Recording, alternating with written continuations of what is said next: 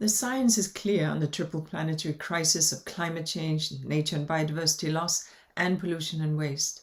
This crisis poses an immediate and growing threat to human health, to prosperity, and to equity, as we saw all too clearly with the catastrophic floods in Pakistan. And the crisis poses a threat to businesses and financial institutions as well. The truth is that we've known this for some time, and yet action on investments in addressing the triple planetary crisis is falling far short. Economies and businesses still largely back practices that gobble up the planet's resources to feed short-sighted profitability metrics. According to UNEP's State of Finance for Nature report, global investments that degrade nature exceed conservation efforts by around $600 to $850 billion annually.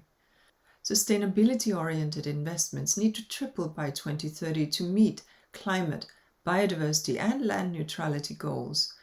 The public sector alone can't finance this, of course.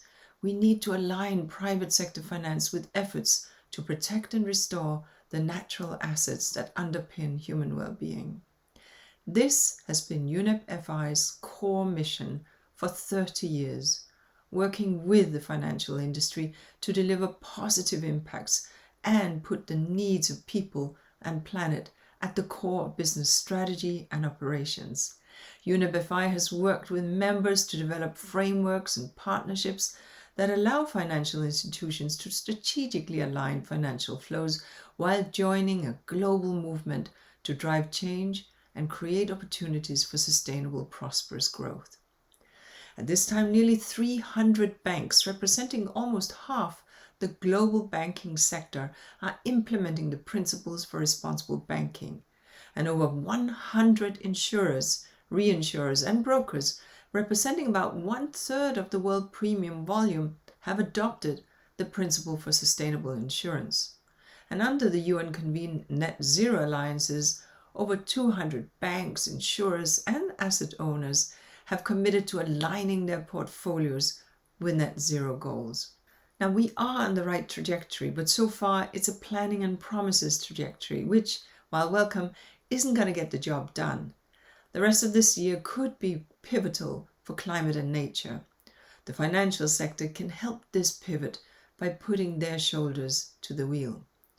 At the COPs on climate in Sharm el-Sheikh and biodiversity in Montreal, the sector has a chance to signal to policymakers that it needs the right signals to align these financial flows with climate and biodiversity targets. COP27 will also highlight the importance of adapting to climate change, an issue upon which members of UNEP FI have not yet focused. And the international legally binding agreement on plastic pollution currently being negotiated also provides an opportunity for financial institutions to support a shift to a circular plastics economy, which will protect the planet, create jobs, and retain the value of plastics rather than throwing it away. I also urge the financial sector and policymakers to start treating other crises as an opportunity. We missed the chance to invest in low-carbon recovery during the COVID-19 pandemic stimulus packages. The energy crisis is increasingly looking to be another one that could potentially get away. Let's not allow this to happen.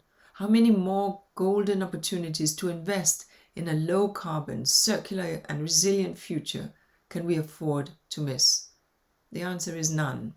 So yes, I encourage you to join leadership initiatives and alliances, but more importantly is that you turbocharge and turbo boost your efforts to implement your promises and integrate sustainability considerations into your financial practice, because doing so is in the best interest of people, of planet, and of your industry. I thank you.